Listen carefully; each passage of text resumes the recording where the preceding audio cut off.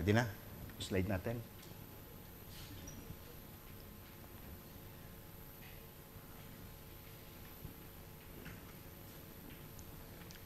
Paalaala lamang po na next week ay yung ating pong choir cantata.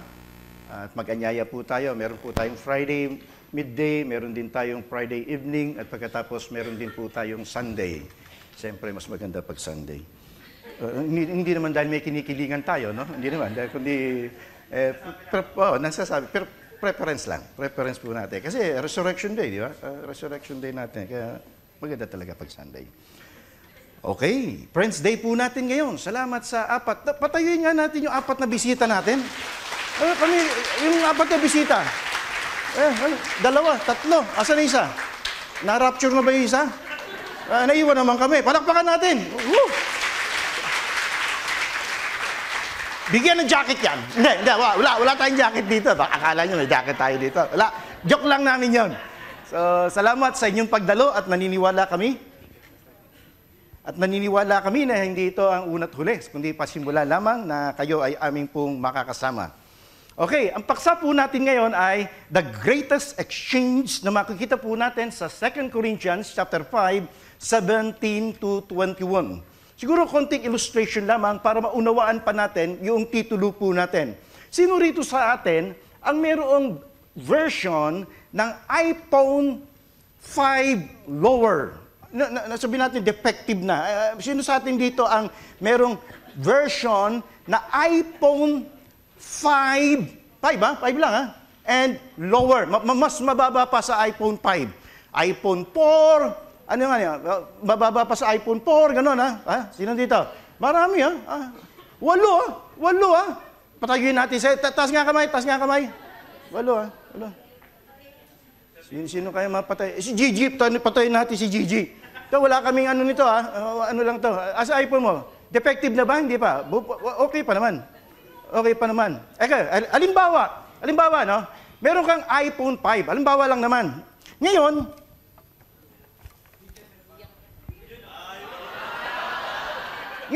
labas mo yung iPhone 5 mo. Labas mo. Sabihin nyo, kahon lang to. Apor pa, ha? Ngayon, yung iPhone 4 mo, papalitan ko na iPhone 6s Plus.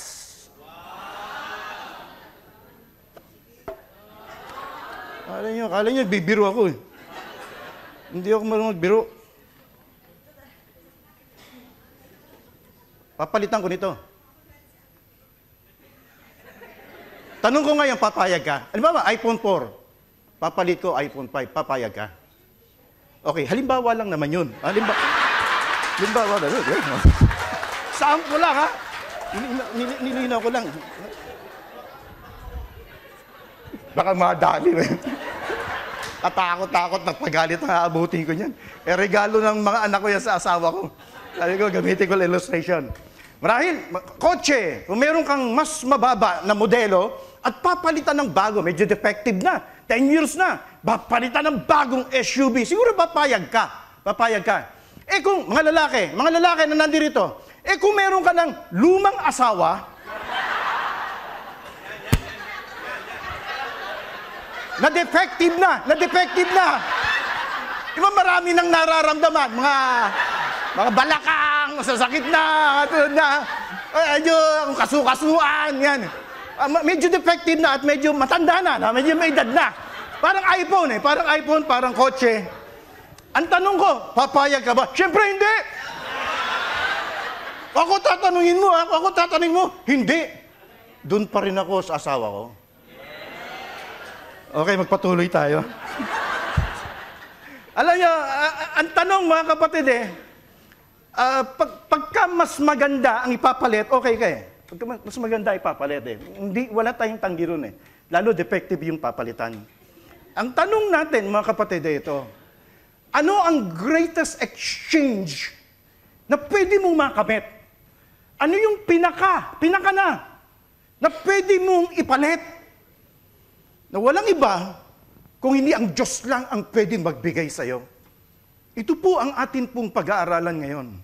The greatest exchange Mga bagay na nasa sa atin at mayroong isang bagay na napakaganda na tanging ang ating Panginoong Diyos lang ang makapag-o-offer po.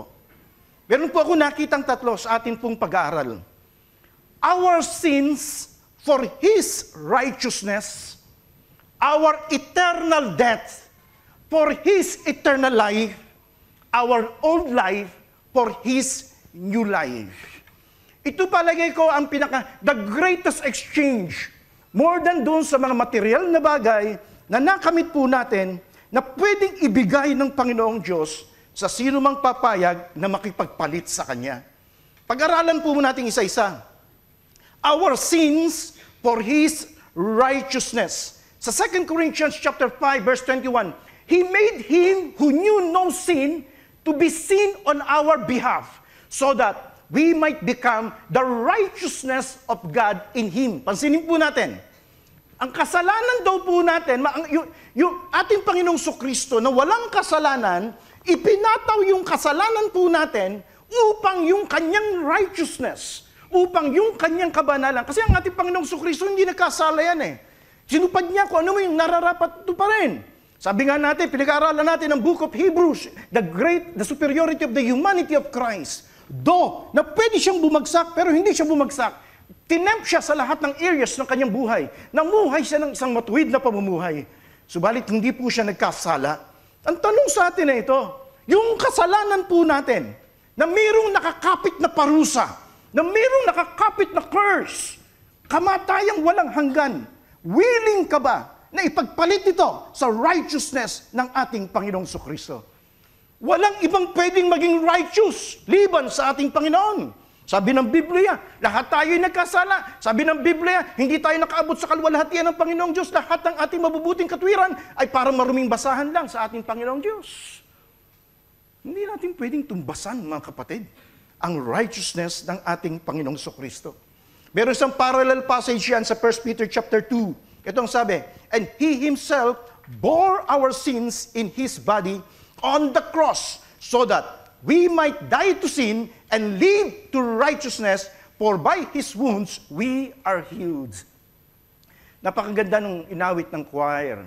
He looked beyond my fault and saw my needs. Yung ano natin, yung kasalanan natin. Yung kasalanan natin. Hindi naman sa binaliwala ng ating Panginoong Diyos. Kung hindi ang nakita niya yung ating pangangailangan na hindi natin kayang iligtas ang ating pong sarili. Hindi natin kayang makarating sa langit. Hindi natin kayang magpakabait. Hindi lang si Andrew E. ang gustong bumait pero hindi niya magawa. Tayo rin, mga kapatid. Hindi natin kayang bayaran at hindi po natin kayang baguhin ang ating sarili. Kaya ang ginawa ng ating Panginoong Kristo, siya mismo ang nanaon. Sabi ng Biblia sa Hebrews, kung titingnan natin, and according to the law, one may almost say, all things are cleansed with blood, and without the shedding of the blood, there is no forgiveness. Pansinin niyo, ang binigay ng law, ang binigay ng kautusan ito, without the shedding of the blood, there will be no remission of sin. Ibig sabihin, walang kapatawaran ng kasalanan. Kaya ang ginagawa ng mga tao, ginawa ng mga Israelites, papatay ng hayop, di ba? Magsasakripisyo para sa kasalanan. Halimbawa, kasala ka kunyari ng rape, kasala ka. Yung kasalanan mo, ipapataw mo roon sa tupa, hahawakan yung tupa ng saserdote, pagkatapos papatayin yung tupa. So, kinuha ng tupa. Pero tingnan po nito yung susunod. Hebrews 10:4. For it is impossible for the blood of the bulls and the goats to take away sins. Imposible. Hindi pwede. Sabi, tinignan ko, ang tanong ko, ba't inutos pa ng Panginoong Diyos? Kung hindi naman pala pwede. Bakit inutos pa ng Panginoon? Ganito lang yan, mga kapatid. Ang sabi po sa Biblia, ito po ay mga ano lang yan mga symbol, mga typified, mga shadows nung talagang darating. Yung dugo ng hayop, tinakpan lang ang kasalanan mo. Pero nandun pa rin. Tinakpan lang. Kung baga sa anong inihold lang. Hindi pa hahatulan ng Diyos. Tinakpan lang. Subalit nung dumating yung tamang dugo, yung kasalanan natin, mga kapatid, inalis ng ating Panginoong Kristo. Ganun ang nangyari. Ang katanungan sa atin ngayon, mga kapatid, ay ito, kaya ba natin at nais ba tayo, willing ba tayo, natanggapin na hindi natin kayang maging matuwid sa sarili po natin at tatanggapin natin ang righteousness ng ating Panginoong Kristo. Parang ibibihis sa iyo ang righteousness ng ating Panginoon. Tandaan po natin, ang ating Panginoon na hindi po nagkasala, yung dala-dala niyang kasalanan sa bundok ng Kalbaryo, kasalanan natin yan. Naalala ko tuloy yung isang kwento nung bata pa ako. Matagal na bata pa ako nito. Merong isang kwento na sa eskwelahan, sa isang scene sa paaralan. Ang tanong ng teacher ng Philippine history ay ganito, sino ang pumatay kay Andres Bonifacio? Meron isang bata doon na ropor, na hindi masyadong matalino, hindi masyadong sabi, sino ang pumatay kay Andres Bonifacio? Tinuro, sabi nga, ikaw. Nagulat yung bata. Sabi nga, tumayo yung bata. Sabi nga ng teacher, sino ang pumatay kay Andres Bonifacio? Sabi nga ng bata, Ma'am, wala po akong kinalaman dyan. Naglalaro po ako nung patayin si Andres Bonifacio. Sabi nga, pambira ka, pilosopo ka. Tawagin mo tatay mo. Gusto kong makausap ang tatay mo bukas. Tinawag yung tatay niya. At kinuwento ko ano nangyari. Pagkatapos nag-usap sila tsaka yung tatay. Sabing ganun nung teacher. Yung anak niyo po, pilosopo. Bakit niyo naman po sinabing pilosopo? Kasi tinatanong ko kung sino po ang pumatay kay Andres Bonifacio. Sabi, naglalaro daw siya nung patayin si Andres Bonifacio. Sumagot ang ama. At ang sabi ng ama, Ma'am, kahit po ganito kami kahirap, hindi po kami mamamatay tao. Tandaan po ninyo yan. Tatanungin ko lang kayo, mga kapatid. Sino ang naging dahilan kung bakit namatay ang ating Panginoong Kristo 2,000 years ago? Wala kayo nun. Parang Andres Bonifacio lang yan eh. Wala tayo dun. Pero sino ang naging dahilan? Sabihin mo sa katabi mo, kasalanan mo, kapatid. Atin yun. Yung nasa krus, yung hinatulan ng Panginoong Diyos doon, kasalanan po natin yun. Hindi kasalanan ng Panginoong Jesus. Hindi, yung dala-dala niyang kasalanan, hindi kanya yun. Atin po yun. So inako niya lang yung ating kasalanan. Para ano? Para yung namang kanyang katuwiran, yun naman ang ibibigay sa'yo. Sapagkat alam ng Panginoong Diyos na hindi ka pwedeng maging matuwid sa harapan ng ating pong Panginoon. Sapagkat bago ka, ipinaglilihi ka pa nga. Sabi nga sa Biblia, di ba, naniniwala tayo sa lihi-lihi, pero hindi ako naniniwala sa lihi-lihi. Ako pinaglihi sa puto. Isipin nyo, ba't ganito kulay ko? Sinawsaw sa dinuguan. Kaya ganito kulay ko. Hindi ako naniniwala sa lihi-lihi. Pero sa Biblia, nakalagay, pinaglihi ka sa kasalanan. Ibig sabihin, nandito ka pa lang sa sinapupunan ng magulang mo, prone to sin ka na eh. Meron ka ng sinful nature. So, paano ka magiging matuwid? Bago ka pa ipanganak, meron ka ng sinful nature. Naminana mo sa ating unang mga magulang, kay Eva at Adan. So talagang kailangan po natin ng isa na mamamatay para sa atin at walang ibang gumawa nun kung hindi ang ating Panginoong Hesukristo. Tingnan po natin ang pangalawa. Our eternal death for His eternal life. Malinaw tayo rito. Palagi natin pagka-Friends Day, inuulit-ulit ko ito baka kasi nakakalimutan nyo For all have sinned and fall short of the glory of God. Ibig sabihin ng fall short of the glory of God, dun sa standard ng Diyos. Kasi ang mga Pariseo, sinasabi ng mga Pariseo, kami matuwid kami, pero hindi yan ang standard ng Diyos. So lahat ng standard ng Panginoong Diyos, kapos tayo. Hindi tayo nakaabot sa standard ng Panginoon. Walang makapagsasabi rito na hindi po siya nagkasala. Pero ito po mabigat. For the wages of sin is death. Ang tinutukoy po dito, mga kapatid, eternal death. Kasi pansinin ninyo, sa Biblia, sabi nga doon ng ating Panginoon, kay Batada, huwag kang kakain ng bunga niyan. Hindi, kumain sila. Pagkatapos nung kumain sila, sapagkat sa oras na kinain mo, walang pagsala, mamamatay ka. Tama ako. So, yun ang sabi. Walang pagsalang, mamamatay ka. Nung kumain sila, ano nangyari? Nagtai lang sila? Hindi. Ano sabi doon? Namatay ba sila? Hindi naman sila namatay. Physically, hindi sila namatay. Pero alam niyo po ba, mga kapatid, kung ano po nangyari sa kanila? Nagkaroon sila ng spiritual death. Hindi naman maaaring magkamali ang Diyos Sa oras na kinain mo to, walang pagsalang mamamatay ka. Pero namatay ba sila? Oh Lord, mali ka. Mali ka. Hindi. Namatay sila. Bakit? Sapagkat ang meaning ng death sa Biblia, separation. Meaning ng death sa Biblia, humiwalay. Yung kaluluwa mo, humiwalay sa physical mo, physical death. Nahiwalay ka sa Diyos, spiritual death. Eternally, mahihiwalay ka sa Panginoong Diyos. Sa impyerno, that's eternal death. Yun ang mabigat. Yung tinatawag sa Biblia, second death. Yung eternal death, na kung saan ikaw ay mabubulid sa impyerno. Totoo po ang impyerno. Sabi ng Biblia, marami nagsasabi, dagat-dagatang apoy. Pastor, hindi totoo yan. Bakit? Parang baril-barilan lang yan. Kasi dagat-dagatan eh.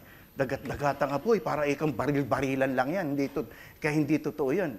Antayin mo, sige, pupunta ka doon. Pagka hindi ka nagbago. Ang puntos natin, mga kapatid, ito lang nais kong sabihin po sa inyo.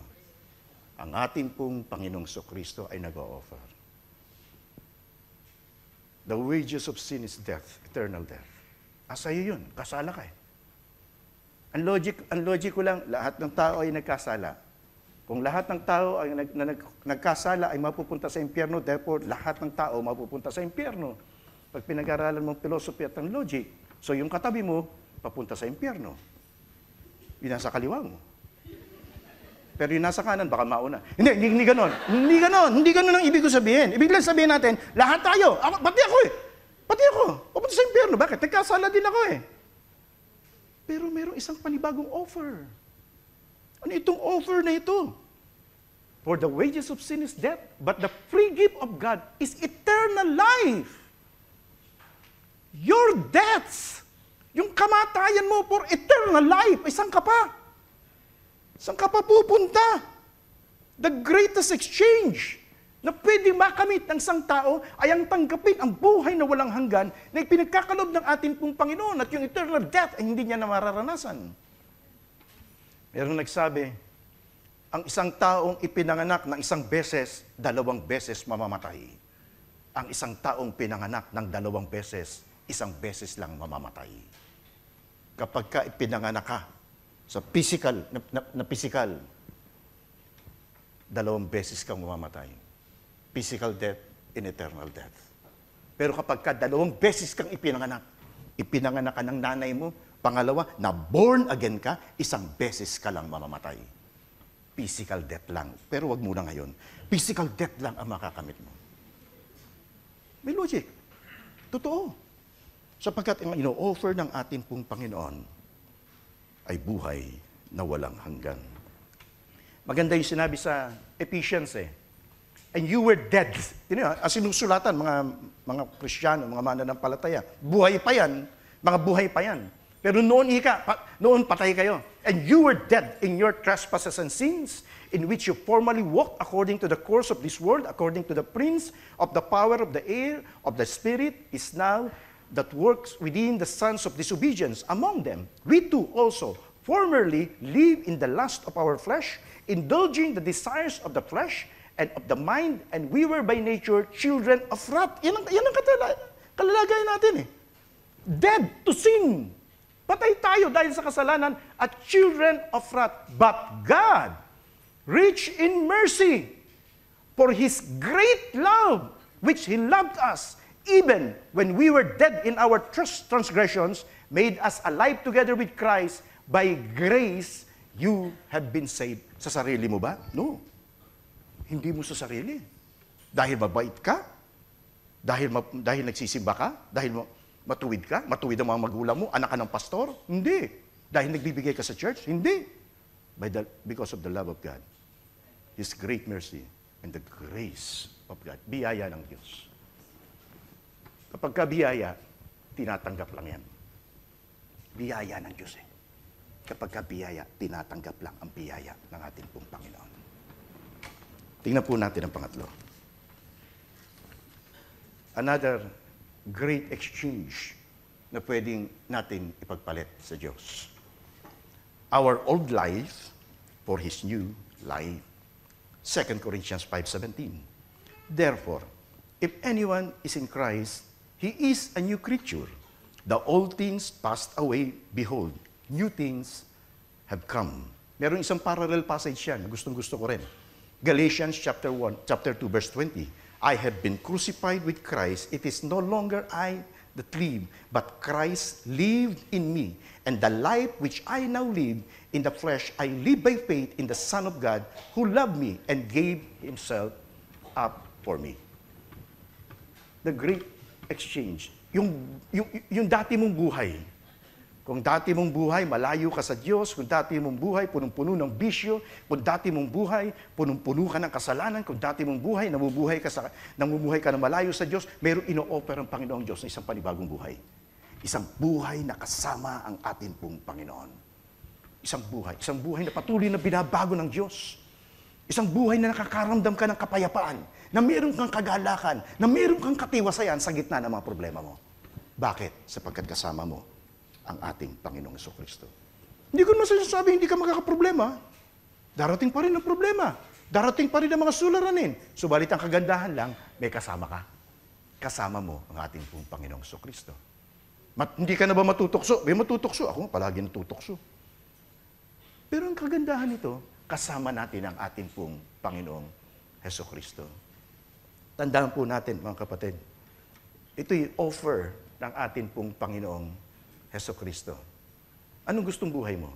Yung dating buhay mo? Nakakatuwa yung mga testimony, yung mga patotoo ng mga kapatiran.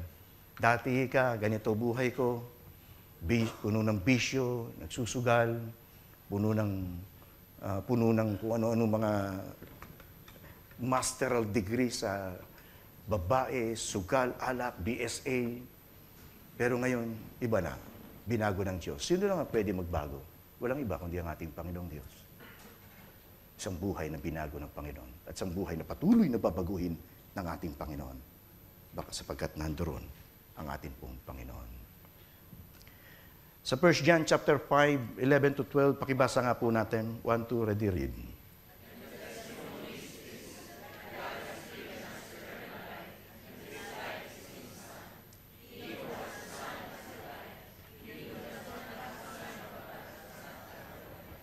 Pansinin po natin, na kanino lang ang eternal life. Nasa church, na kanino lang ang eternal life. Hindi ko kayo marinig, na kanino lang ang eternal life. Kalagay dyan, this life is in His Son. Eternal life, this life is in His Son. So, kung He who has the Son, kung ang anak ng Panginoong Diyos, ang ating Panginoong Jesucristo, ay nasa iyo, nasa Kanya ang buhay na walang hanggan. Ganun kasimple yun. Hindi ko alam ba't hindi maintindihan ng iba eh. Paliwanag mo sa bata, maiintindihan ito eh. Nasa ating Panginoong Jesucristo. Nasa church? Hindi. Nasa pastor? Hindi. Nasa ating Panginoong Jesucristo lang. So, kung gusto mo na magkaroon ng eternal life, kung gusto mo na magkaroon ng righteousness, kung gusto mo na magkaroon ng new life, na kay Jesus Christ lang yun. Tanggapin mo ang ating Panginoong Jesucristo, mapapasayo yun. Mapapasayo. Meron ako isang video na na-download sa... Kailangan natin ang audio, Alex. Meron akong isang video na na-download sa internet. At maganda. Tungkol sa righteousness ng ating Panginoong Jesucristo na ipinagkakaloob. Pagdating sa langit, more or less, parang ganito mangyayari. Hindi naman talaga ganun, pero parang more or less ganito mangyayari.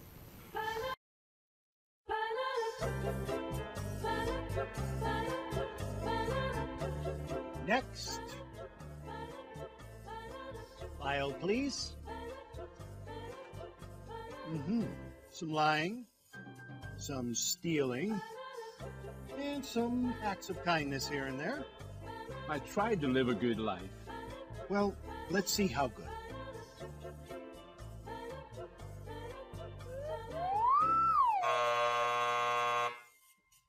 This way.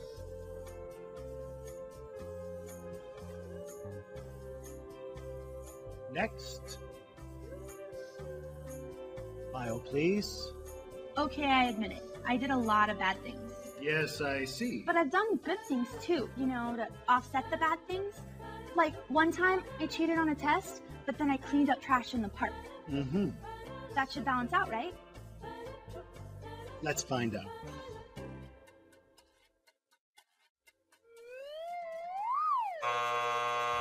This way. that should have balanced out, right? It should have balanced out. Next. File, please. Impressive. Oh, yeah. I devoted my entire life to make this world a better place. I dug wells in Africa. I donated blood every month. And I ran an orphanage in India. I mean, I just wish I could have done more. Mm-hmm. And is this your subscription? I only read the articles.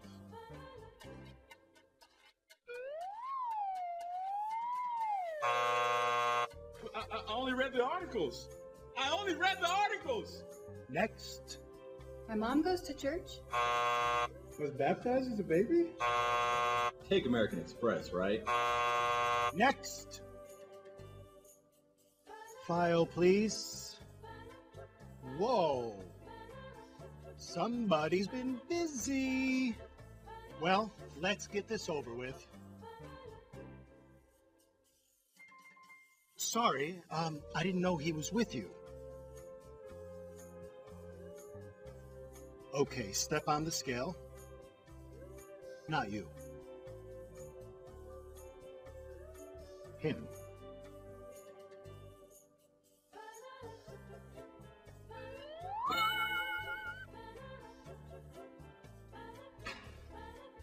Hey, wait a minute. That is totally not fair. That's why it's called grace.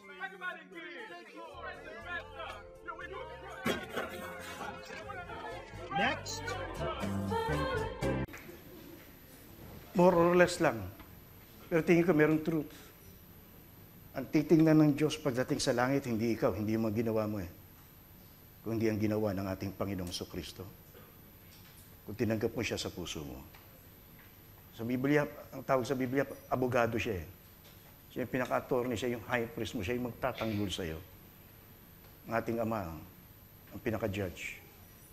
Pero kinakailangan isuko mo ang sarili mo, tanggapin ang ginawa ng ating pong Panginoong Kristo. Meron dalawang offer.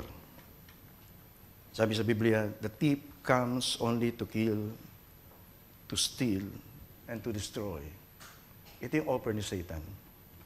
Ito yung ginagawa niya sa buhay natin. On the other hand, sabi ng ating Panginoong Kristo, I came that they may have life and have it abundantly.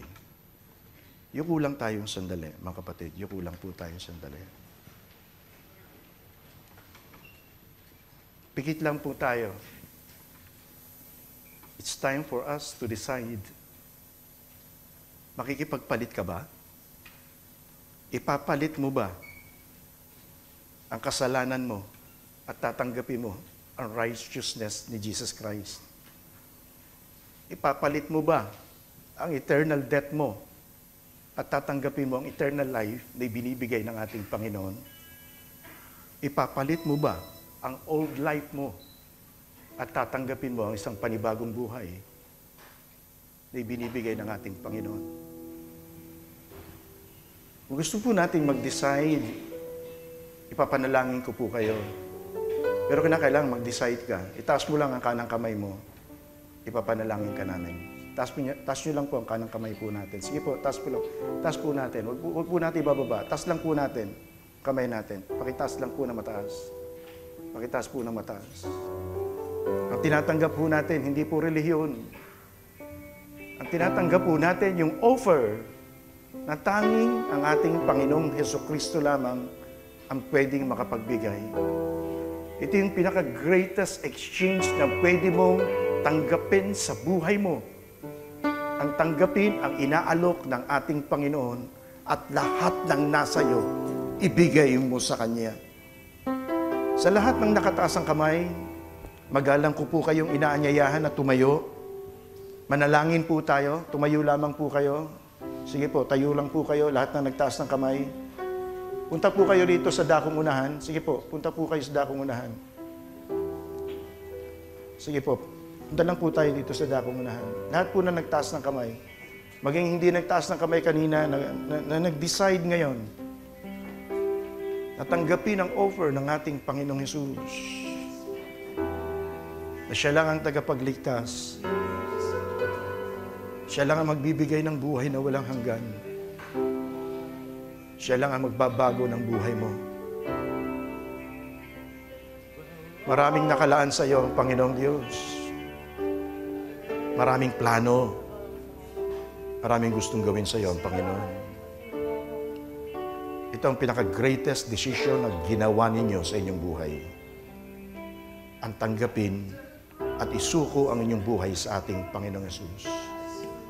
Tanungin ko lang kayo, harap po kayo sa akin. Naniniwala ba kayo na si Jesus ay namatay sa bundok ng Kalbaryo at nabuhay na maguli sa mga patay? Naniniwala po ba kayo at sinasampalatayanan ninyo na walang ibang tagapagligtas kundi si Jesus lang? Naniniwala po ba kayo at sinasampalatayanan ninyo na siya lang ang makapagbibigay ng buhay na walang hanggan at makapag-aalis ng inyong kasalanan?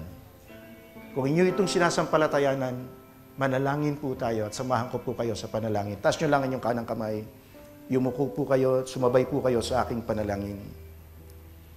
Panginoong Diyos, sumabay po kayo sa aking panalangin. Panginoong Diyos, marami pong salamat sa pag-ibig mo sa akin.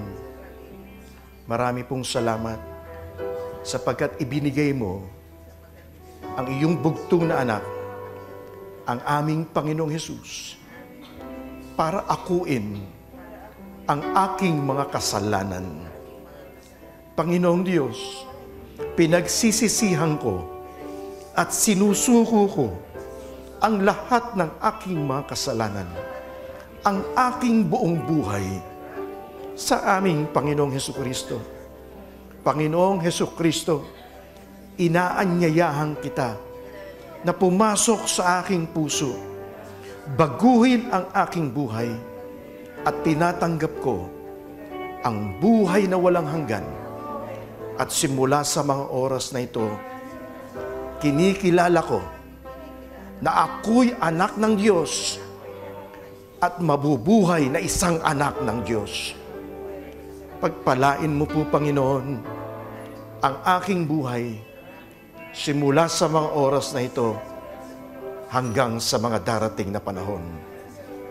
Marami pong salamat sa iyong pagpapatawad, sa iyong buhay na walang hanggan na ipinagkakaloob sa akin. Sa pangalan ni Jesus. Amen. Mga kapatid, tanungin ko lang kayo, kung tinanggap niyo si Jesus sa puso niyo, nasaan ngayon si Jesus? Nandito siya. Hindi siya alis. Bagamat hindi mo po mararamdaman ngayon, huwag kayo umasa sa pakiramdam. Ang asahan natin, salita ng Diyos. Ang pagtiwalaan natin, salita ng Panginoon. Gusto pa namin kayong makilala pa, bibigyan po namin kayo ng Biblia na makatutulong sa paglago ninyo sa inyong pananampalataya. At dalangin namin na magpatuloy kayo sa paglilingkod sa ating pong Panginoon. Sumama lang po kayo sa ating pong mga ushers na nandito sa gitna. Sige po, sama lang po kayo at bibigyan lang po namin kayo ng Biblia na mga babasahin pa. Mga kapatid, palakpakan po natin ang mga bagong kapatid sa ating pong pananampalataya.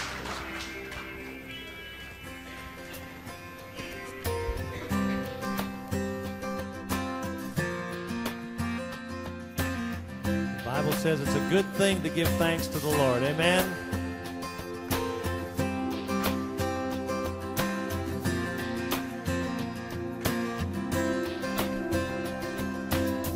I come before you today, and there's just one thing that I want to say.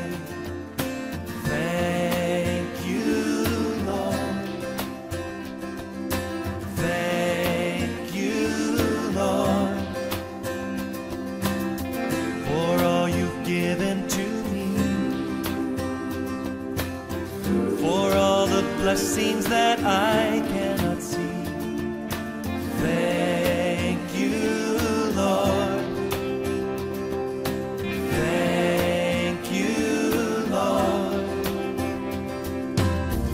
With a grateful heart, with a song of praise, with an outstretched arm, I will bless your name.